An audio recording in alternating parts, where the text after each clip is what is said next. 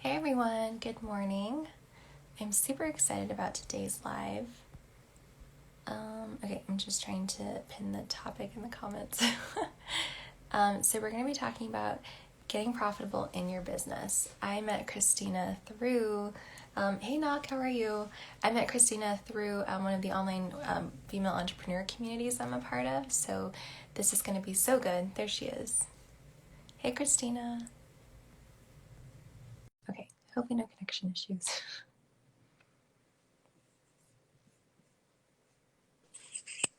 Hi, how Hello. are you? You look great. Oh, thank you. I put a bit of lipstick on, I love ready for it. the live.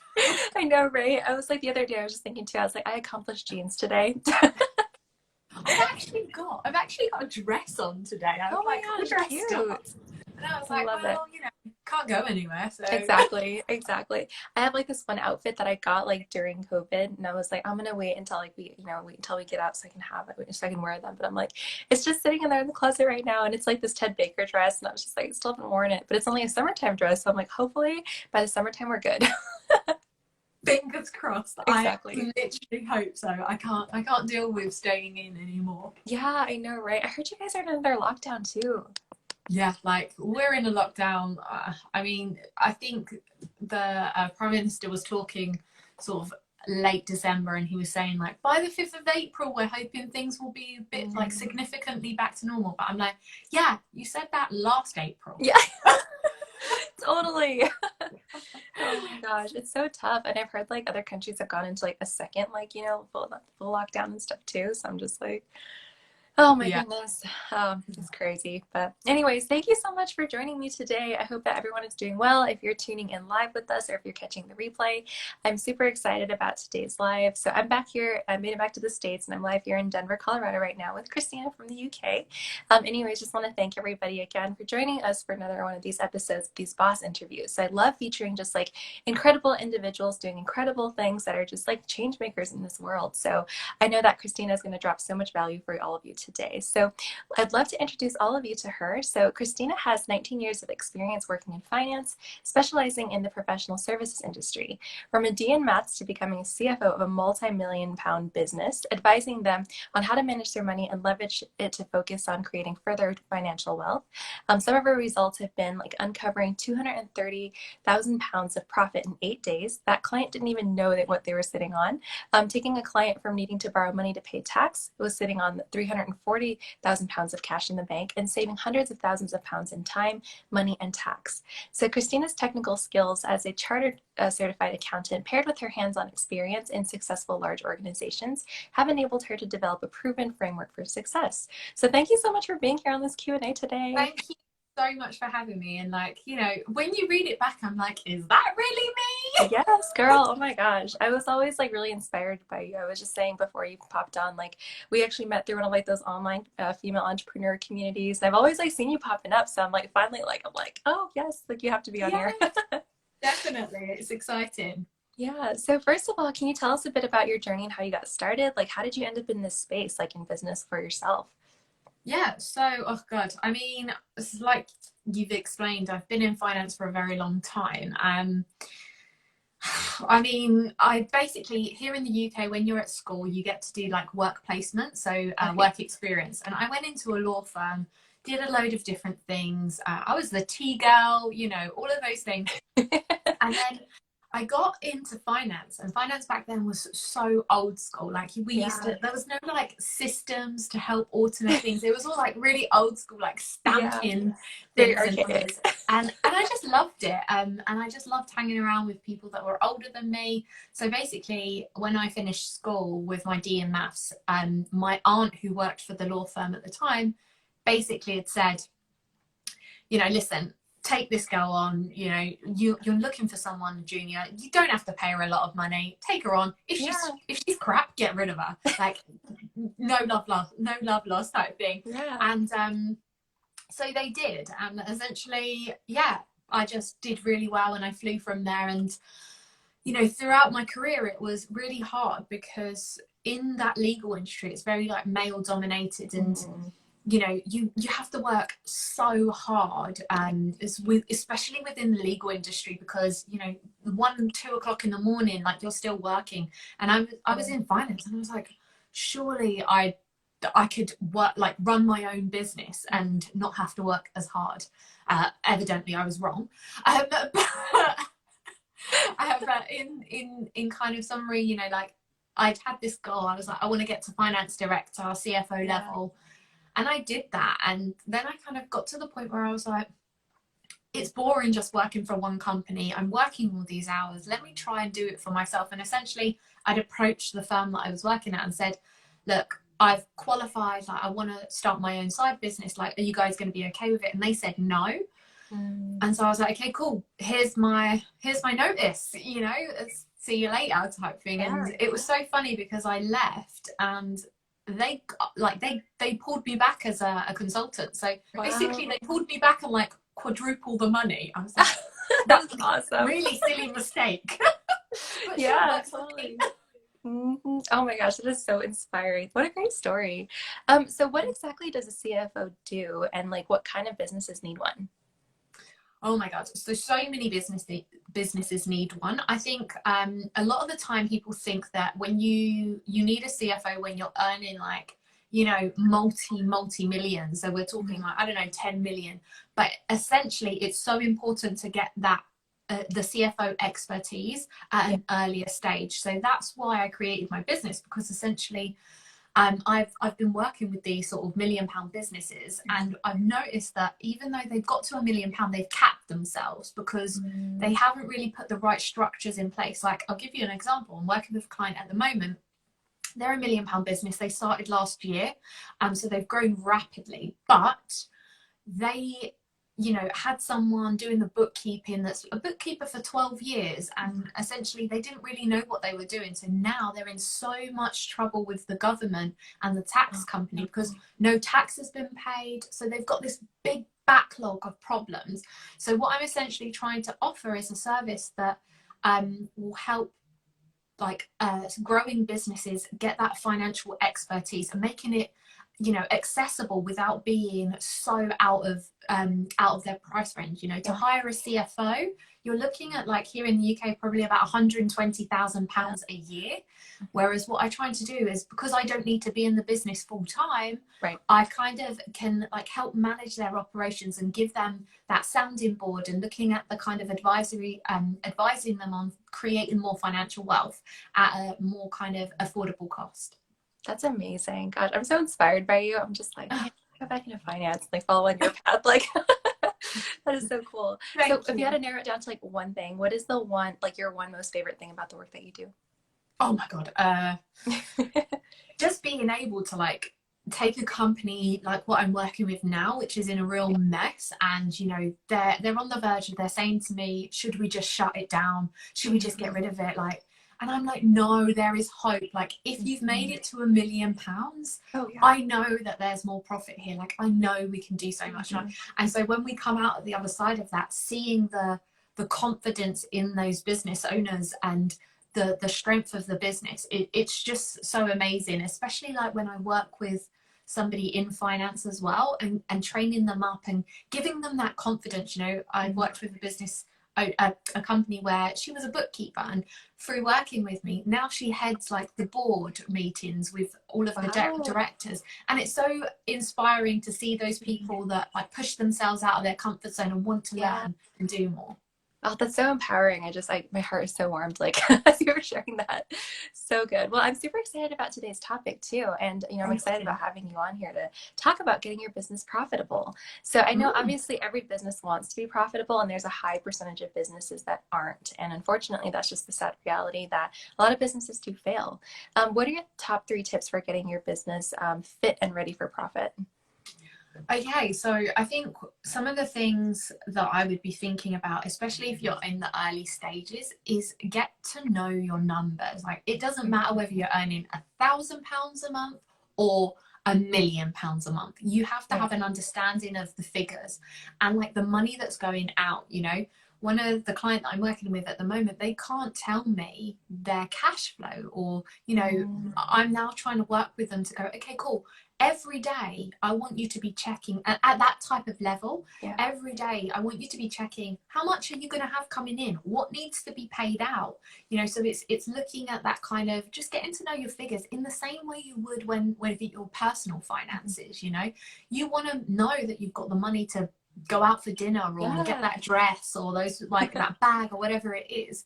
It's the same in business, but I think a lot of people just shy away from it because you know, maybe they're not great at managing money in their own personal life, but and that habit kind of transforms over to when you run a business. So I think that's probably the first tip, is get to know your numbers.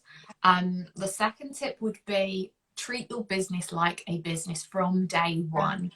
You know, whether you're just starting out, like, stop treating it like this is just extra money that you're getting, because essentially you have to pay tax. There will be different rules for different places, but a lot of people don't think about that tax because maybe they're used to being an employee, and so when they obviously get paid, it's after tax. They don't have to worry about those things. So then that same mindset moves across in that same way to go, okay, you know, I'm getting paid, this is my money, and they start spending it, and then they then get to the point where they're like, oh my god, I've got this tax bill to pay, and they don't have the cash. So I would start saying to people, start treating your business like a business, and go, okay, I've got paid £100, I'm taking £20 of that and putting it into a savings account, and essentially that's my money, that's my tax. And then the third one would be, whilst no one wants to pay tax, it's inevitable. So stop thinking about it as, oh, the tax man takes too much of my money. You can't change it.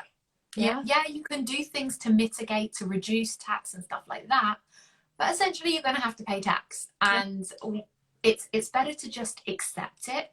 And that's why the mindset of so I've got 3 bank accounts. I've got one that all of my money comes in and out, like, so all of the day-to-day operations.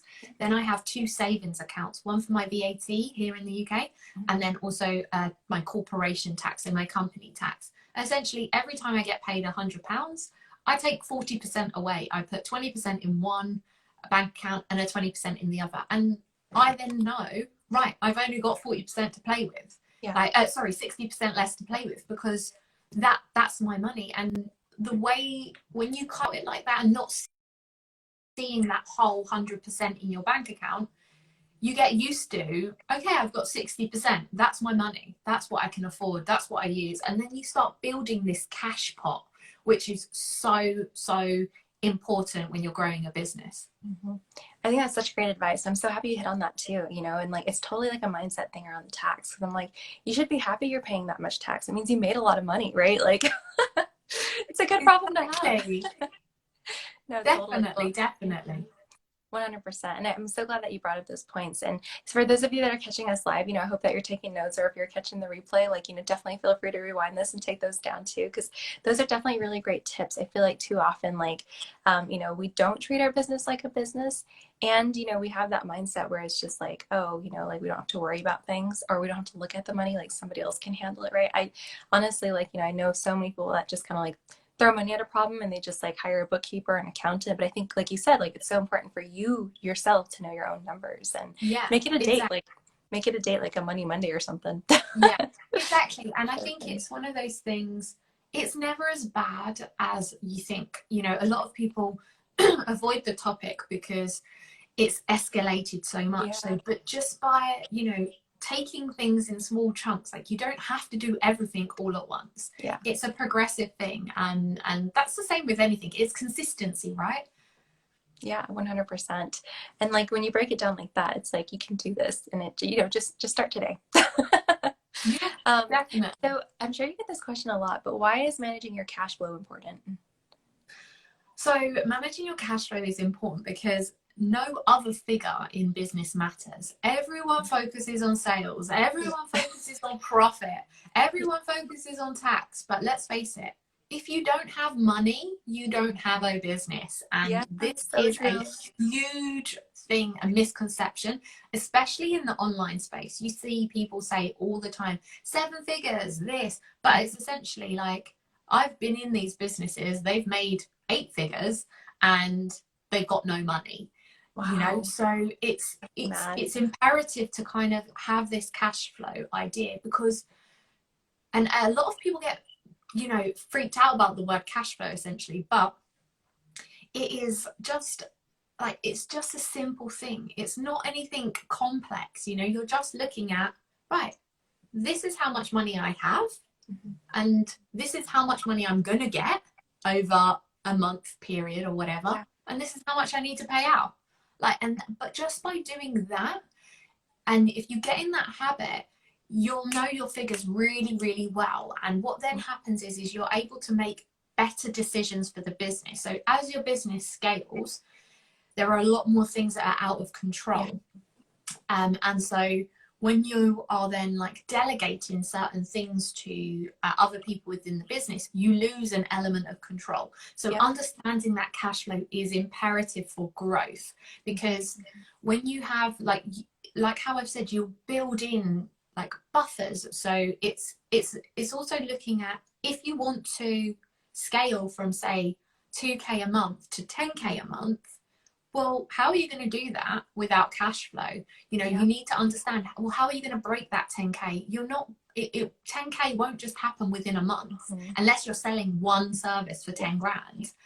But essentially, in order to get to that 10k, it's an incremental steps. It builds, right? It's one thing on top of each other. Like maybe the next month you'll get to 3k, 1 month after 4k. And the idea with a cash flow is essentially breaking down your goal into numbers. And then from that, you then make it into actionable daily steps that really then make sure that you're making the right steps. So if you want to get to the 10k a month, well, how many things are you needing to sell? Say you're selling something for £1,000. Okay, cool. So you know that you need to make a sale of, you need 10 sales in a month. You then break it down per week. You then break it down per day. And that then means it makes it so much more manageable. Trying to find 2.5 sales or 3 sales a week is much more manageable than trying to think about doing 10 sales in a month. And then it's just simple steps, and when I talk about the numbers, it's not just like money, it's all kind of numbers. So it's looking at, okay, you need 1 sale or 2 sales a week. Yeah. Well, how many people do you need to speak to? Okay, so you start talking to 10 people and you know that you get 1 sale. So you need to speak to 20 people to get 2 sales. Exactly. It's all a numbers game, and it's just being confident enough to go, let me just break it down, just one thing at a time. I think so many people just get overwhelmed by the idea of finance, and they're like, oh my god, no. Exactly. I'm just gonna ignore it, like put my head in the sand. But it's like, no, come on, like take a deep breath, one thing at a time.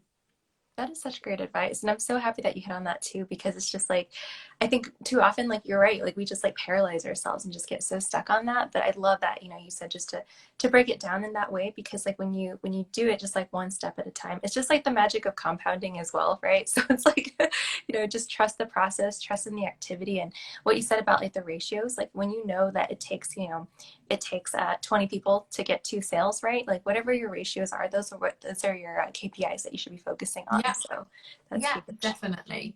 Can you debunk the myth that you need to have a bookkeeper or an accountant, so that way, if you have a bookkeeper and accountant, you don't have to pay attention to your finances? Oh my god, this. Well, as I explained at the beginning part of this, you can't be in business and not have an understanding of finance. So Warren Buffett actually says accounting is the language of business. And it's so important. And I think anyone that knows who Warren Buffett is knows that he is a phenomenal business guy. I think he's worth like $88 billion, something like that. So you think you know a thing or two about running a business, and he's not an accountant. Yeah. So by saying that, and that's the thing, it's like you have to learn how to speak the language and read the numbers. Now, I'm not saying you have to go and be an accountant. but you have to then understand what those numbers mean to you. And a bookkeeper, you know, there are a lot of bookkeepers that aren't qualified people, you know, so they'll do their job really well, which will be putting on invoices and, you know, making sure the records are right. But apart from that, they're not going to be able to say to you, think about, you know, well, hold on, we've, you know, I don't know, say you're like an ice cream van, right? Well, summer months is going to be great. Well, what are you selling in the winter to sustain you? Okay, if you're not selling anything in the winter and maybe you travel or what have you, that's great. But then you need to be selling something within the summer and making sure that you're putting enough cash away to essentially see you through that. And I think it's really important, especially with women, because obviously when you run your own business, if you want to have a baby, you don't get maternity pay, you don't get support. So you have to plan ahead for these things. And it's the same, but if you don't know your numbers, you're not going to be able to do that. And I've seen so many business owners get into so much trouble by just leaving things to their bookkeeper and to their accountant. And it's neither of those people's fault. It's the fact that there isn't a clear line of communication between all three people. So essentially all three people are doing something different, and the business owner doesn't know whether the figures are right because doesn't know how to read them. Yeah, I love how you put it that, you know, like accounting is just like the language of your business. So I hope that those of you tuning in or if you're catching the replay, like, you know, at least you go look at your numbers today. Please, so good. Please go look at your numbers today. Definitely. Yeah, hashtag us too, or like, or excuse me, like tag us in your stories, you know, like hashtag Christina made me do it. We definitely want to support you, so help hold you accountable. So my next question is, how do you know when it's time to add an additional employee or additional overhead? Like, when do you know that, like, you know, like that's a good time? Yeah, this is a great question. And I think it's you have to be able to know that when you bring on an extra person, like, it's a whole different realm of business. You know, you're responsible for someone, whether that be a subcontractor or a direct employee of your business, you are still responsible. So if you're not clear in what you need, you're not going to get the right results. So it's about having to step back from being in the business and think about things in a holistic sense, in a big picture sense, to go, right, well, am I doing things? You know, I'm always of the idea of, if I can get a piece of technology to do something for me, I will do that, you know. And so it's about speaking to the right people. From a monetary, like kind of cash flow perspective, I guess you want to be, if you're hiring someone in your business, and you want to be sure that you've got cash, like that you've got kind of a cash flow and enough cash to support that person if there is you know, difficulties within the business. Like you've seen recently with a pandemic, there have been so many businesses that live month to month and they've not been able to survive this period. So it's essentially like, you can't just take on an employee and expect to make the sales every month to cover that, because that is not a great business model, because you're living on the breadline every month. So I would always look at doing something in a slow capacity. You know, try taking someone on for a couple of hours a week, and then like a couple of days a month, and, you know, do it progressively. Don't just hire someone full time, especially if you've never managed someone before, because it is a different realm of someone, you know, for that person. And so it's really important to, you know, to be able to manage that person, because in the beginning, you have to remember, you're not going to get a return on investment straight away with anyone that you hire. You have to think about it like, okay, for 3 months, I'm just going to be paying this person to learn. Because that's essentially what you're going to be doing. You know, they're going to have to learn you as a person, how your business operates, who you work with, how it kind of all flows together.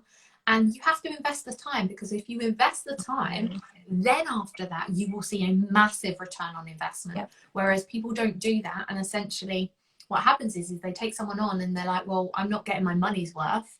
And it doesn't work for them, and then they fire them, or it's down, like they'll blame that person, but essentially you're to blame because you're the business owner. Exactly. Well, I'm so happy that you touched on it too, because people don't realize that, yeah, they may have the cash flow and they may feel like they're ready, but if they don't have the time to even invest into this person, like that's a totally different ball game too. And like I was thinking back to like, so I hired my first staff person ever, like back like maybe like 8 or 9 years ago, and I remember just driving in traffic, and it finally like hit me like a brick, like, oh my gosh, I'm totally responsible to succeed, because if I don't, then they can't put food on their table, you know, and it's like totally different ball game. So yeah, thank you for answering that. So No. last question, I always love to end these Q&As with action steps. So what is the one action step you would recommend to these small business owners and sales professionals to do today as it relates to getting profitable in their business? Literally know your numbers. So I would sit there and go through your bank statement and write out everything that, like, I would split it into a monthly thing. So you've got like 1 to 31 each column, and I would write the amounts and what it is that comes out every day from your bank statement. Get to know those figures, those reoccurring things, and think about it like that, because you'll see, I can guarantee once you go through it, you'll be like, what am I paying this subscription for? And Exactly. and everything that you you put down, think about it like this: am I getting a return on investment? Is it saving me time or adding me money? Yeah, Like, if they're not, then essentially why have you got them? exactly. And why are you paying for them? Especially if you're a small business. They're really important. I think that would be my biggest thing, is just take that time to look at your numbers. I know it's boring, I get it. You know, I do avoid doing things, but it's essential when you're growing a business. 1000%. Oh my gosh, that was like the perfect like mic drop moment to end this. Like that's like perfect advice. And I hope that, you know, Thank like you. as you kind of like watch this, you're catching on to the theme. Like it's so important to know your numbers. Like you've heard it Yeah, here. So thank you so much, Christina, for sharing your wisdom and thank you. advice and guidance. Like this is awesome. So for people with like, you know, more questions, or if they're interested in getting in touch with you or to follow you, how can they get in touch? Yeah, best place is Instagram. I'm always on Instagram stories, either, you know, showing you about my life or talking about business and dropping bombs about business. Yes. So that's the best place to follow me. I also have an event that I'm hosting with The Guardian here in the UK. And it's all about like finance professionals and a non-traditional route. So if anyone wants that, it's a free event. The link is in my bio to join. And yeah, if you want like a cash flow tool template, I have one for free. So just DM me and I can send you the link. I'm just all about educating business owners about finance and things like that. So it's just about getting that line of communication going and knowing that you guys have resources to touch on, and you're not alone in business essentially. 100%. Well, and I'm just going to echo too, like, you know, you guys definitely have to follow Christina, because she is just like a wealth of knowledge, and the stuff that she's just doing for people is like incredible. So definitely check it out. Check out the event. I'll have her information tagged here below in the caption. So I just want to thank you again. And gosh, people keep calling me. So I stop. But I just want to thank everyone for tuning in live, or if you're catching the replay. And as always, let me know your thoughts and feedback, or if you'd like me to have Christina on again sometime. Yeah, thank Any final thoughts from you, Christina?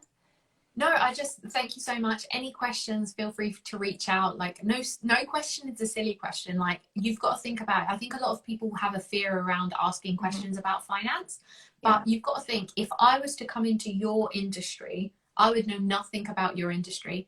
I would ask you a silly question, or what you would maybe think that is a question that I know, that you would know the answer to. So there is no silly question. I just want to make sure that people lay the right foundations, because you do not want to be in the position like my client at the moment, who is up to their eyeballs in debt and thinking about shutting their business because they didn't lay those foundations in the first place. Yeah, 1000%. That's awesome. Well, thank you so much for your time. And this is like so fantastic. And I had a blast like doing this with you too. So thank you so much for the invite. I really appreciate it. Thank you. thank you. All right. Have a good rest of your evening. I'll talk to you soon. Bye. Bye. Bye, everyone. Bye.